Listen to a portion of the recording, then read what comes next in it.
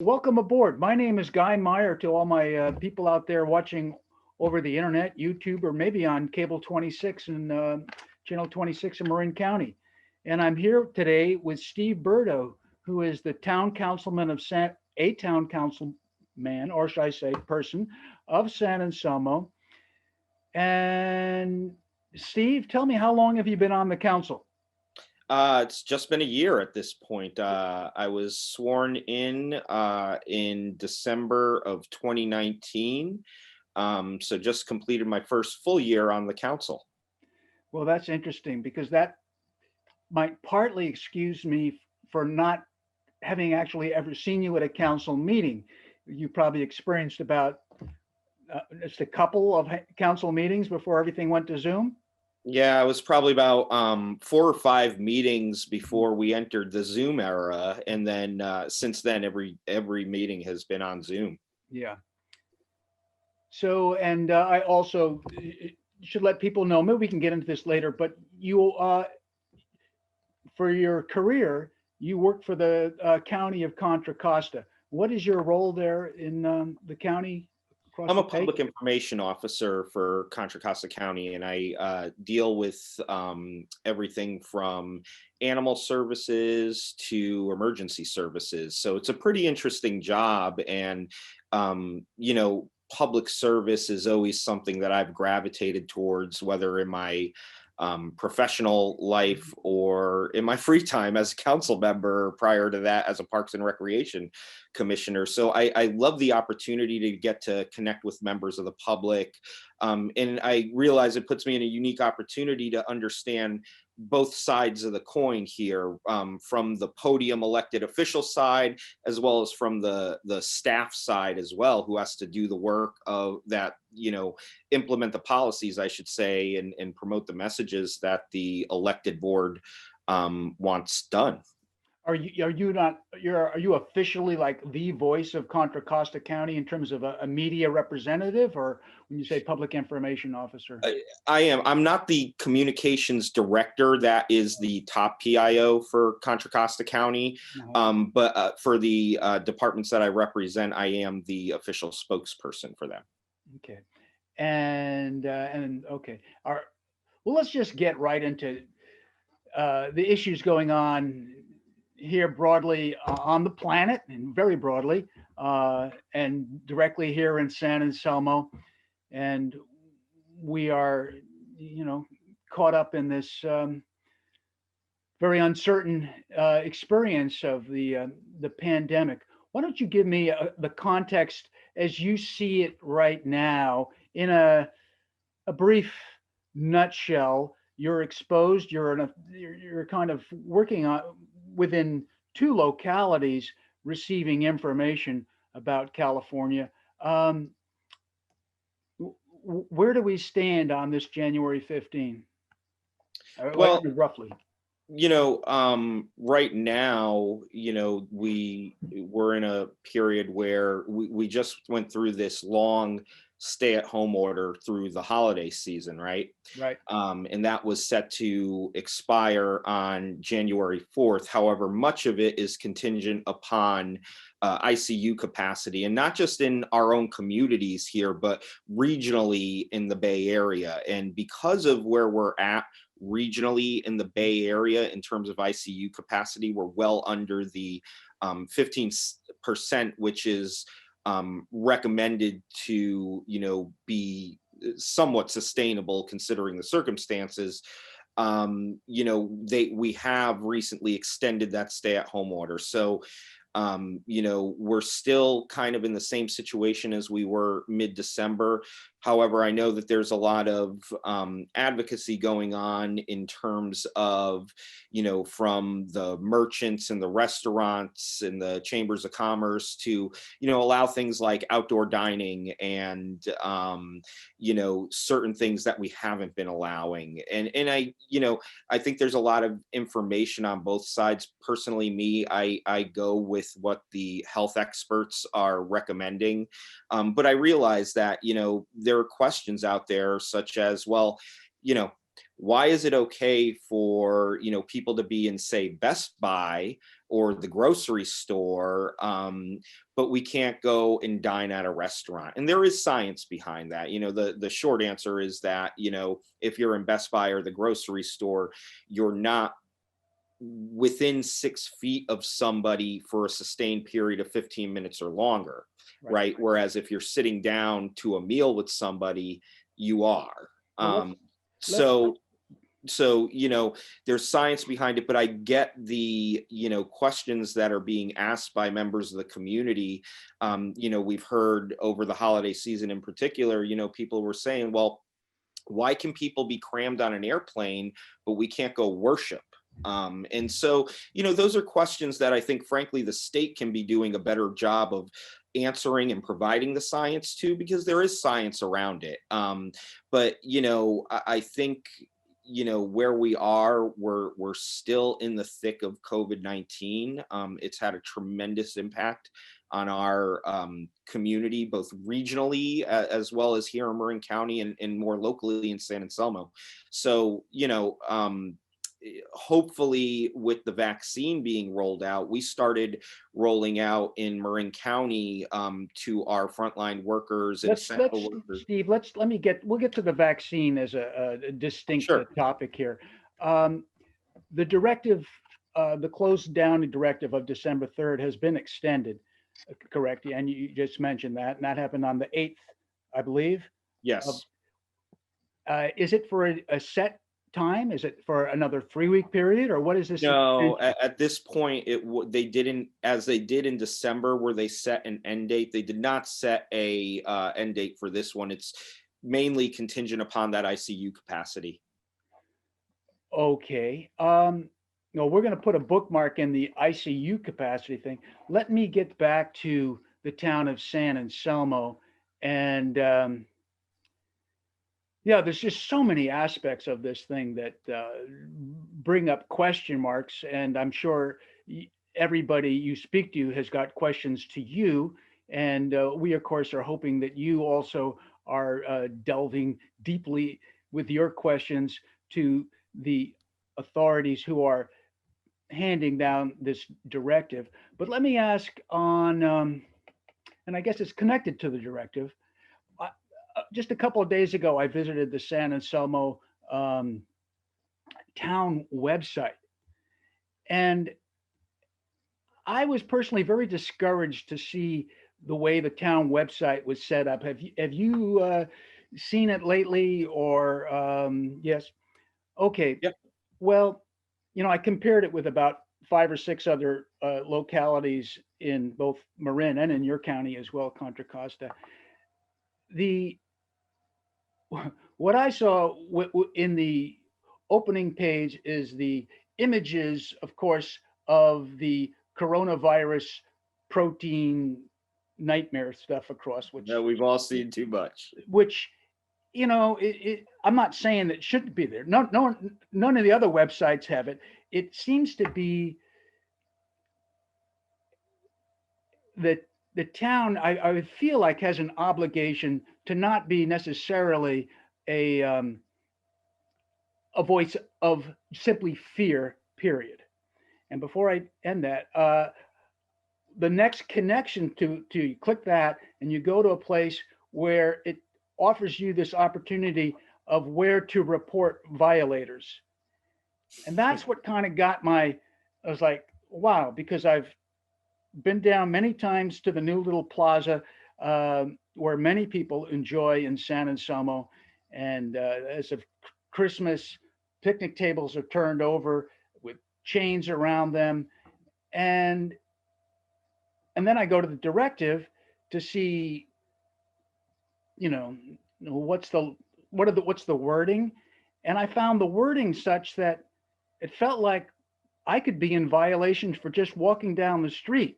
So tell me what's going on with this turn in violations as you see them, because I didn't see that on any other. I didn't see that on Larkspurs. I didn't see it on San Rafael's, Novatos, Richmond, or Concord. That was my 5 websites to compare.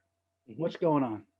So, I think it's with anything, every community is unique. And, I know that early on, when the health order, first came in back in March of 2020, um, you know, there were things that were, that was when our everyday life went, stopped on a dime and changed significantly.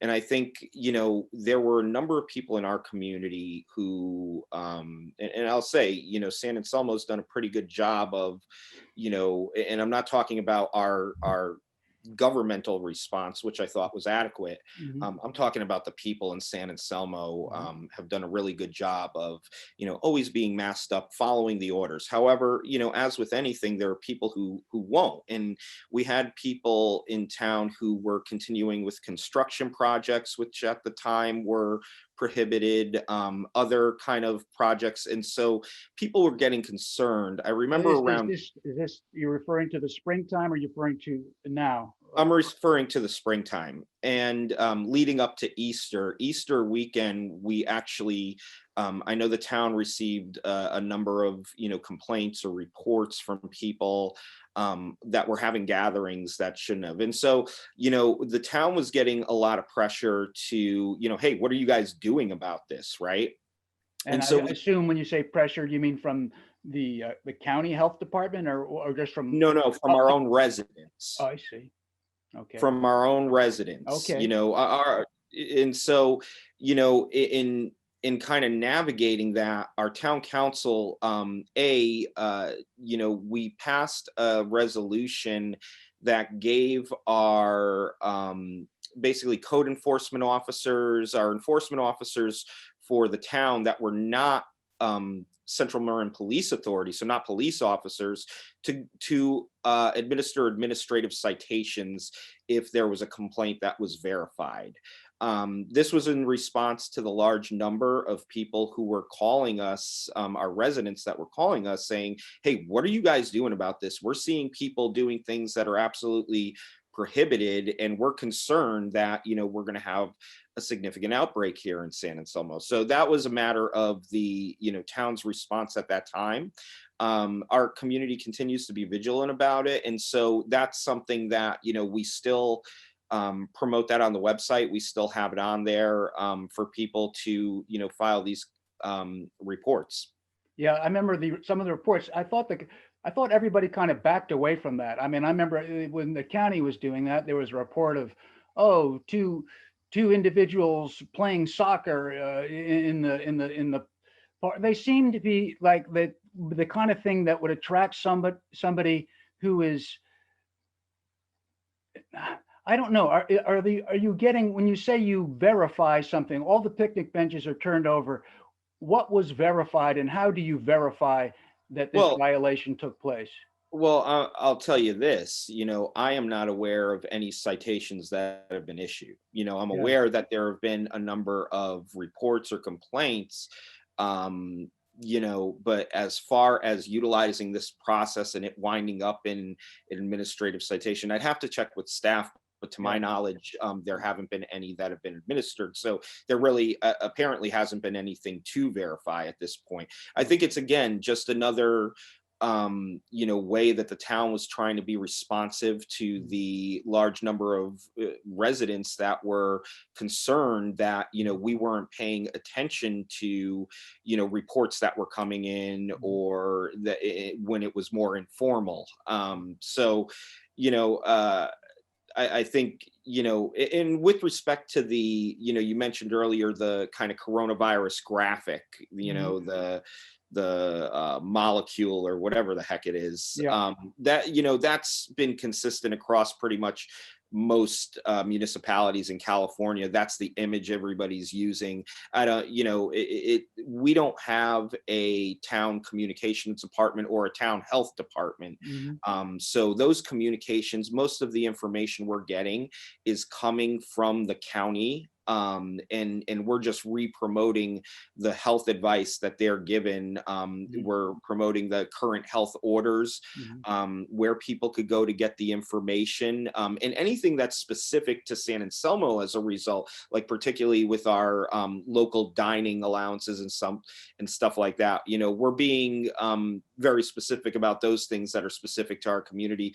But by and large, most of the information on coronavirus that is coming to us is coming from the health experts at the county. Right.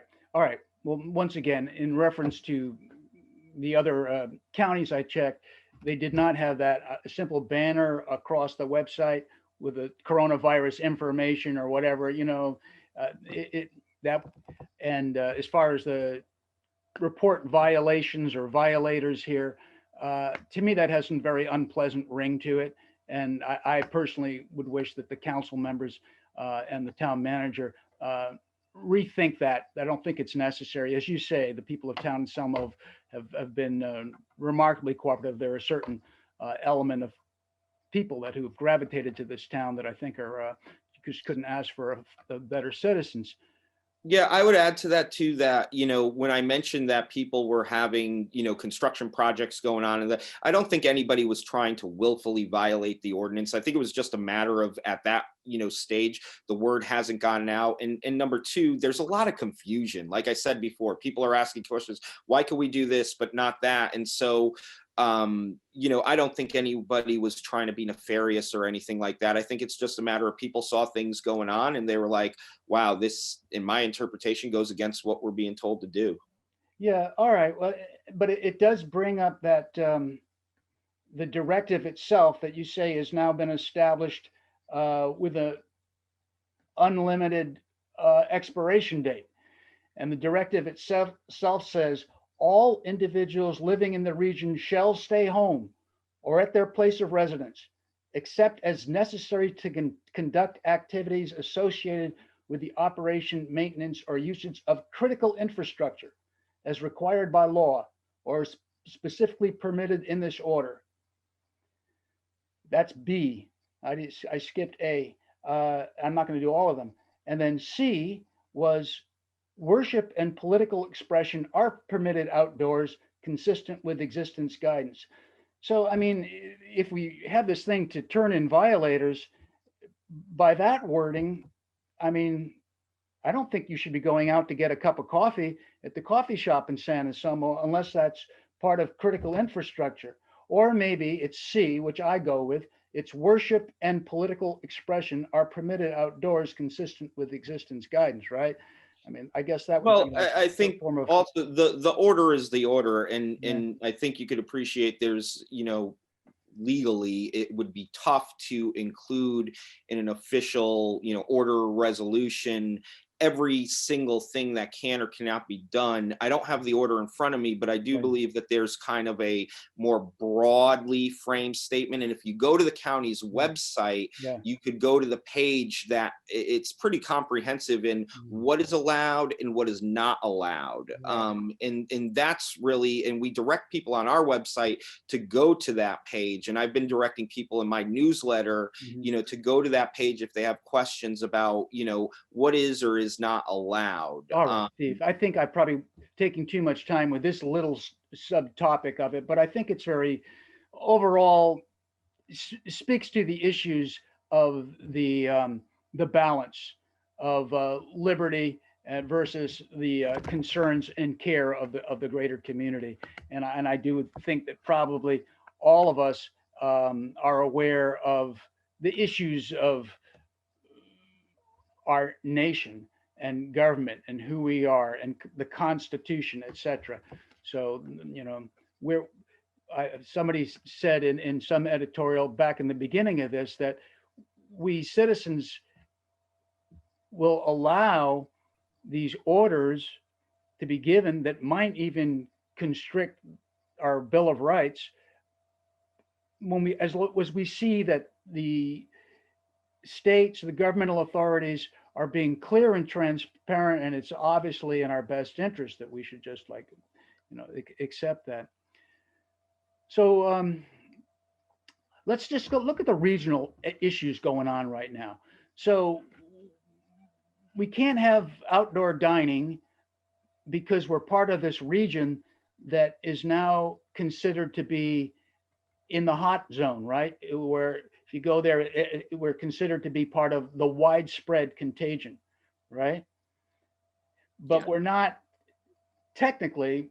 Marin County, this county, and I think San Francisco as well, and maybe even Contra Costa, fall in the, maybe not Contra Costa, fall in the zone that's not widespread, but where, because of our being part of the Bay Area region, what do you see there? How do you explain what? Well, I think if you're talking about, ICU bed capacity, where the region is compared to where Marin County is, yeah, I think that's an accurate statement in terms of, while the Bay Area is well below 15%, Marin isn't.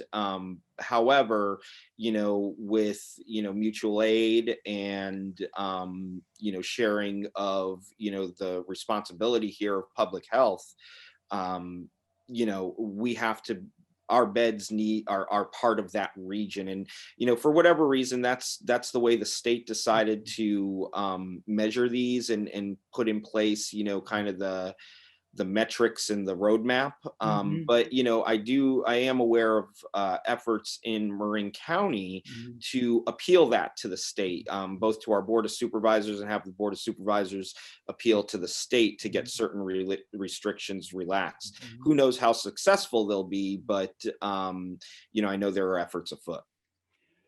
Tell me about San Anselmo itself and Corona.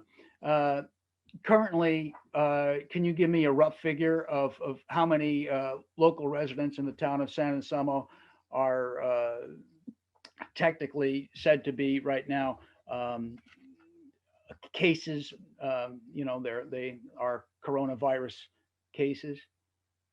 Right now, I haven't heard from about any, but let me just check real quick, because I thought they were releasing those numbers on the county website by community. Hmm. Yeah, I think they are. Wonder if you had any inside information. No, a lot of the information we're getting is coming straight from the county. As I mentioned, San Anselmo doesn't have a health officer. Right. We don't have a local health department. We rely on the county for those services. Mhm. And so, all of the information we're getting is from the county. So, I wouldn't have any better information that what's on the county site. If there is something, more specific, our town manager, Dave Donnery, will usually give us a heads up about that.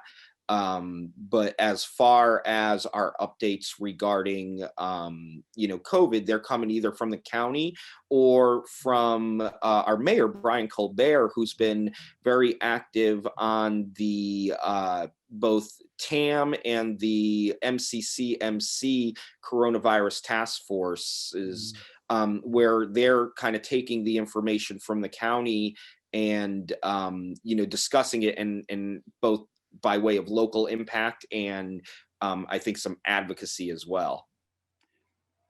Um, in the looking at the Bay Area regional zone that we're a part of, I see that Monterey County and Santa Clara County seems to be one of the real hotbed or sources of what is probably dragging our rating and San Francisco's rating down too. Um, do you see that? Is that interesting? I mean, Jim, it's again, it's sort of interesting, the Bay Area, including Monterey County, which although goes as far south as Parkfield to be considered part of the Bay Area, but I guess they had to divide up the region somehow. Um, it seems that what about pushback in terms of like a community saying, you know, I think we can handle some outdoor dining, and thank you for your directive, but do you has this has probably not come up as a discussion at a Zoom council meeting yet, but maybe it has. I'm wondering. It has not, but there has been a lot of discussion in the community about that. And I know that the city of Mill Valley just recently issued a letter to the governor asking him to reconsider kind of what's allowed and what's not allowed, particularly with respect to outdoor dining. And I know I've been in communication with members of our town staff about whether we would do something similar, and I think that possibly could be a discussion that we're going to have at our next meeting. I won't know until the agenda's formed, but I think you're going to see a lot of that, because I think you're exactly right. There are a lot of particularly restaurants that feel that, hey, we can do this safely. And many of them have just within the last, 6 or 8 months put in measures to allow for outdoor dining where they may have never had outdoor dining before. Things like parklets and Well, yeah, tents. yeah, it's very visible. These people have put quite a bit of money into this expansion of the possibilities of keeping their business going, and then to have it shut down. I do, as a local member of the community, I highly recommend and wish that our community would be a community that gives pushback on this, particularly when it seems like um, it's merited. Did you see the quotes from Mr. Cuomo, the governor of New York, where he's Which saying, ones? well, basically that we're going to have to open up uh, before before before everything. We're going to have to start opening up, and that's I let's see if I have an issue. I am aware of So the there's this, open part. there is this sense that this is going on, um, and even with hair salons, you may have noticed one hair salon on the street that has a billboard there where she's has talked about how the 1,000 some odd people that she's dealt with no problems, and now it's shut down, and I can go into my dentist and just have recently for a cleaning and sit with a dental assistant for 45 minutes.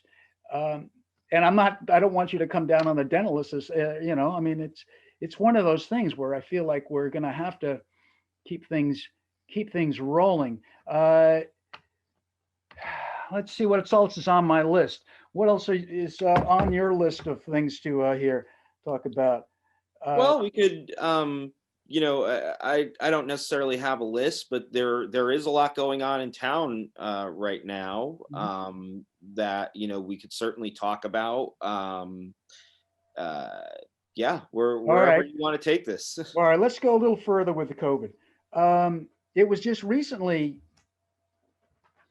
in a Marin Independent Journal article regarding COVID revealed, I think for the first time, that in the paper, the line was 85% of mortality in Marin County were from people in nursing homes. Yep. And that is for many, that confirms what is the information that is out there, but it seems like you have to dig for it. And that information is that the mortality of COVID is, you know, moved way up the line in terms of the frail and the aging and the people with the comorbidities. And I think that's kind of an issue that, as a community, if this thing was to roll on, hopefully the vaccines will uh, put a check on things, but that might be some time. That again, if we're going to have to face some issues, particularly for older citizens. Well, we might have to have a community that is okay to be geared for younger citizens, and the older citizens maybe need to stay well protected. What do you think? What do you? I guess that's common knowledge, but it seems like it's underreported or underemphasized, or the emphasis is instead is that everybody's in mortal fear of the disease, and I'm wondering if that's really you know conducive to a healthy America, or whatever. Well, I think it's, eh, this is the confluence of public health and public communication, right? Right. So, while you are correct in that, in Marin County, with respect to, COVID deaths and mortality rate, it has been heavily impacted by people in those, communities, whether they're convalescent communities or otherwise. And, we have seen, though, that the virus has also impacted significantly lower income communities, particularly the Canal neighborhood in San Rafael. And so, back to your point about,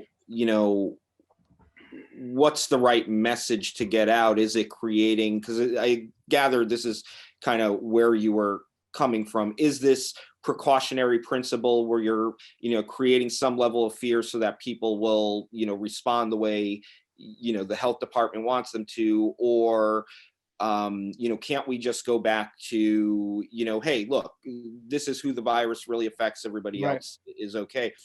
I would, I would go with the former, which is, we're in a public health crisis. When it's easy to look at, Marin County's numbers, which are relatively low compared to other parts in the state and the country and the world, and say, look, it hasn't hit us that bad. But there's a couple of things with that. Number one is we're unique in Marin because we're a very age-wise old community, right? We're one of the silver tsunami counties in California, but we're also one of the wealthiest. And we've seen that, communities of high affluency have not been, ravaged by coronavirus as much as, say, lower income communities. And we see snapshots of that in Marin County, both with, what's going on in, say, the Canal neighborhood and infection rates there compared to the rest of the county. So, this is very much a public health crisis right here in our community. I know it's difficult because we've been in this for so long. Our lives have been changed for so long, and people are at their wits' end with it. But this is one of those things, like, it's not gonna stop just because we're fed up with it, right? Right. No, It's just going to think we continue have to be a thing, and we have a new, more highly transmissible variant of it now in our country. And the reports this morning, about how by March the new variant will be the primary form of transmission, or how people contracted COVID. So, we have the vaccines out there that are starting to be administered, but we also have, this reflourishing of the virus itself coming out of the holiday season, where we know, a lot of people gathered and got together because that's what you do on the holidays. And some people, really chose to take this seriously and say, I'm going to stay home. We're going to stay isolated this holiday. And some people didn't. And that's why it's no surprise that right now we're seeing this kind of reemergence of COVID, since kind of mid-November. I'm just wondering if the airline industry is, I haven't heard in terms of what the tracing have been, where this surge, the popular thought is like what you said, that people gathered at Thanksgiving, but I tend to think that a lot of it is people getting back to quote normal with their air travel, and going these 5-hour trips in an airplane where people are. I'm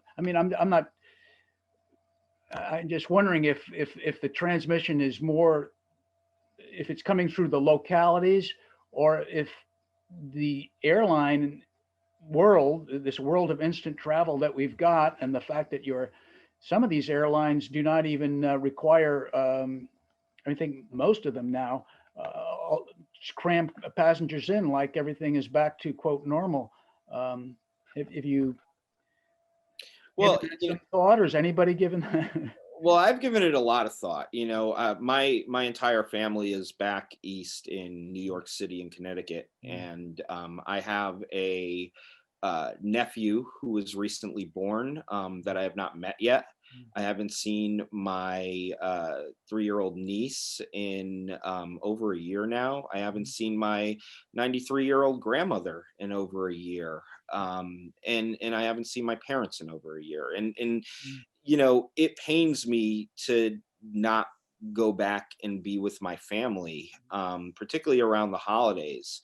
Uh, but if I went back, my parents wouldn't let me go see my 93-year-old grandmother. I would be kept, in a plexiglass container if I wanted to see her.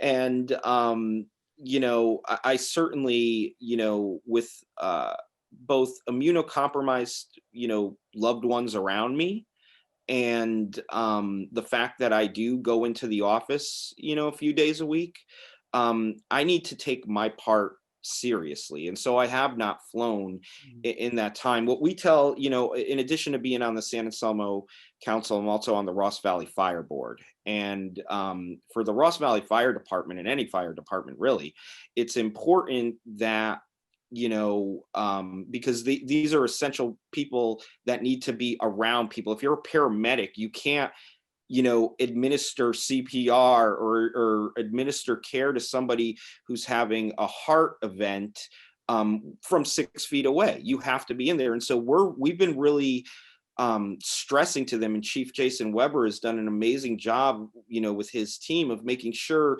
that we're stating the mantra of the workplace COVID protection behaviors you're practicing need to be practiced at home. And so I'm taking that's how I'm going at it, and I'm taking it very seriously. And yeah, it sucks that I haven't been able to see my family. But at the same time, I know that it's the right thing to do. And I know that, I would be putting myself at a significant risk, even being in good health and of a younger, demographic, that I would be putting myself at significant risk if I was to travel via plane. So I haven't been doing it. I haven't looked at any of the numbers to see if there's any reports on, people who traveled via plane, contracting at a higher rate or centralized anywhere like that. But it's just personally what I'm practicing. Yeah, I was just wondering if there were elements available to people who are our government who of following. We supposedly have contract tracers. I know we do in county and in Contra Costa County, and wondering what the story tells, if there is a story there. Let me jump back to, you mentioned the canal and the differentiation between wealthy communities and poor communities. What's your understanding of that? It seems to me that one of the major reasons that we would have this is density of population. What do you see as the issues there? I think density of population is one thing. I think multi-generational households is another. Number of factors that play into it. I think those would, be among them. I also think, from a communication standpoint, when we live in a predominantly white county, that, the county needs to do a better job of reaching into those communities, because with the language barrier, a lot of the times it makes it difficult to get out that communication. I talked earlier about, just when the first orders went in place and people were either confused or just didn't hear the word locally in San Anselmo about, what they could do and what they couldn't do. Think about that and now add a language barrier on top of it. And so I think, there's always more that we all could do, but in this case, particularly the county and the city of San Rafael, into reaching into those communities to make sure that the vital health information is getting to people who may not speak English. Yeah, good point. I think trying to bring it to a more positive points, I don't think I've really succeeded too much at getting there yet, but the COVID is a striking moment in civilization, as we call it, history.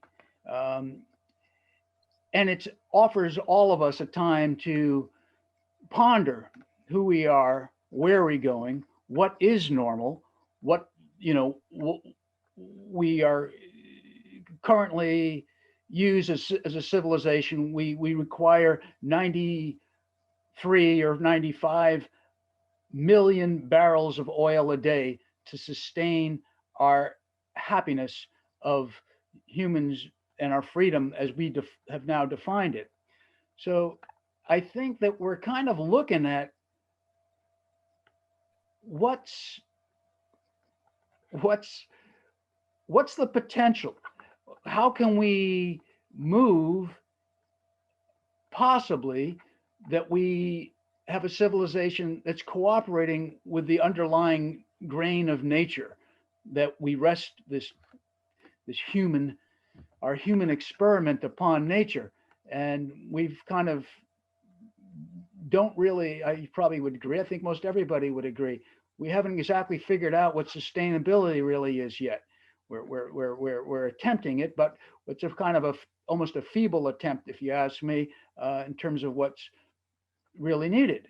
Again, 95, 93, I think it's gone down only about 2 or 3 million barrels a day, not that much.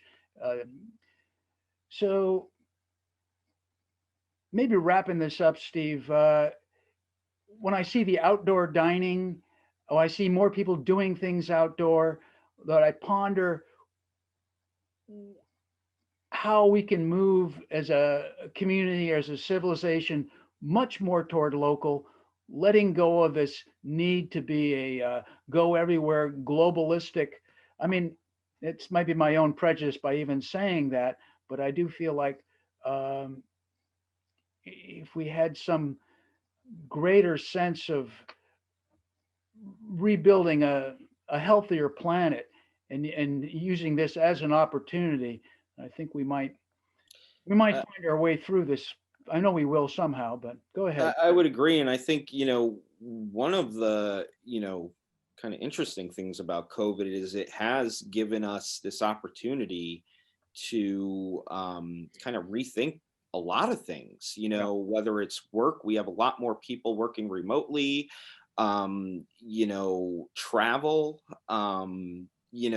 There's so much that goes into it, and kind of a byproduct of that too was because our local businesses, our merchants, our restaurants, were so, you know, adversely impacted by COVID. There was a strong push within the community to patronize those businesses even more. And I think, right off the bat, San Anselmo does a great job of living locally and patronizing our businesses. And we don't have, many chains in town. And people like to shop local here in San Anselmo, and we like to go out to eat locally in San Anselmo. We have amazing restaurants. And so from a sustainability standpoint, COVID has been a positive byproduct, I would say, in terms of reducing our vehicle miles traveled, our dependency on fossil fuels, living more locally, acting more locally.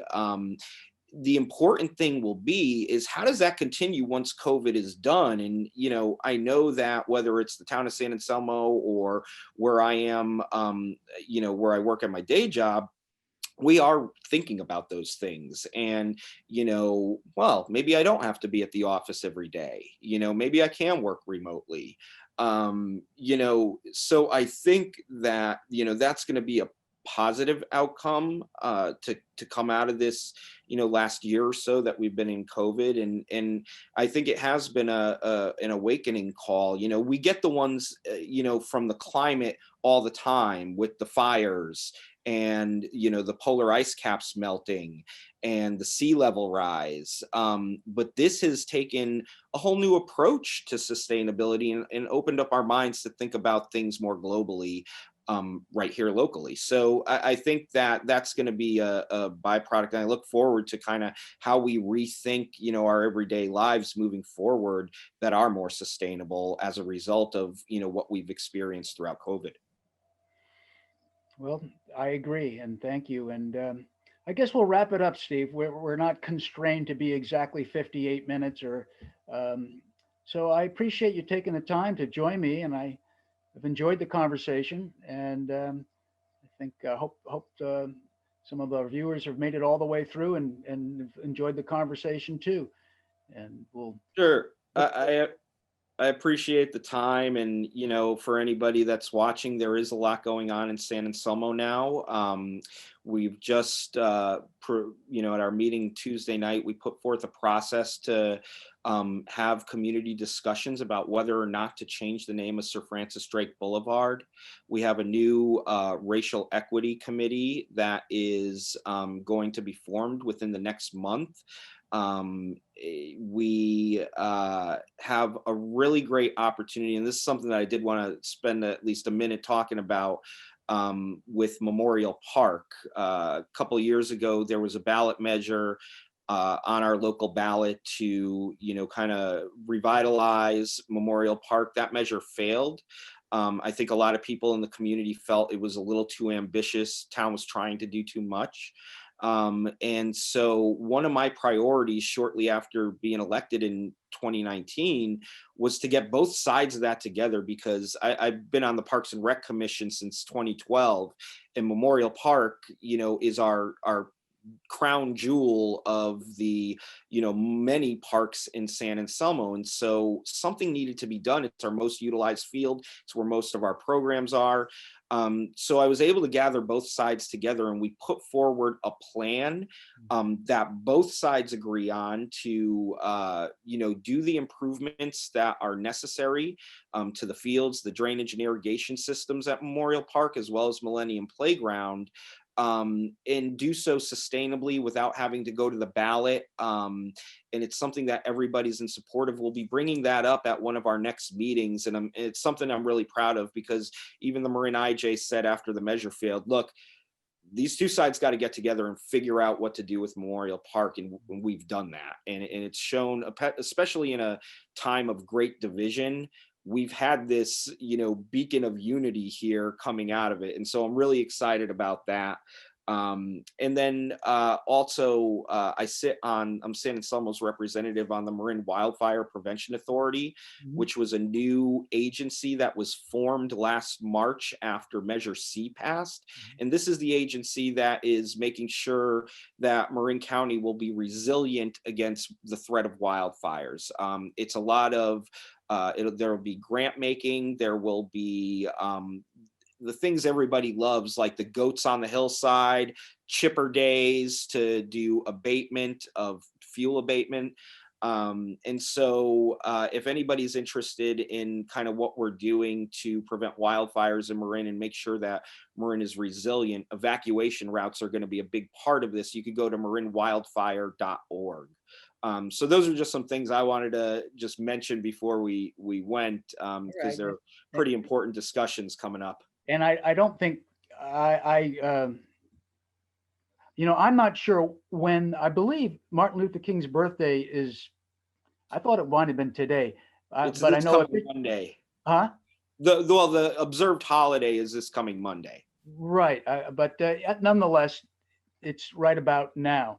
So the Racial Equity Committee, I think I sent, I know I sent something to offer my hand with that. In other words, to join. I haven't gotten a response back. That's another subject, a topic. Maybe I'll The get that. process is still ongoing. The council will be reviewing applications, Yeah. I believe, the next meeting, and then making the decision to seek the council. Yeah. Yeah, no, Martin Luther King, his day is he's still celebrated, and it's almost to wonder if, but if he's become passe or something. But I remember his words about the content of the character. not the color of the skin, and is wanting to punch his ticket on the American dream, and is for all people. So I think those are really powerful. Will always be powerful statements to, I hope, guide our little American civilization, hopefully, as we keep on rolling through the centuries in a peaceful Absolutely. manner. As somebody who I got my start in community organizing, I was an organizer with Acorn for many years before I moved out west, and Martin Luther King was kind of a guiding light. He was a North Star for us, and kind of in the way he organized, in the way he motivated, in the way he prompted people to peaceful action. I don't think there's really ever been anybody better. Yeah. Well, we could go and launch into another half-hour talk at least regarding some of Martin Luther King, and the mention that you were part of a organization Acorn strikes a question mark in my mind. But we'll wrap it up, Steve, and I've enjoyed it, and maybe we can get back together again. As I say, I'm going to try to send out some invitations to Sure. a few other council members to get some of their thoughts of current issues and San Anselmo also. So, Well, I appreciate the time, Guy, and anytime you want, I'm always down to have a discussion, particularly if it's about San Anselmo. So, yeah, I would love to speak whenever you want to get together. all right. Well, awesome. All right. Thanks so much.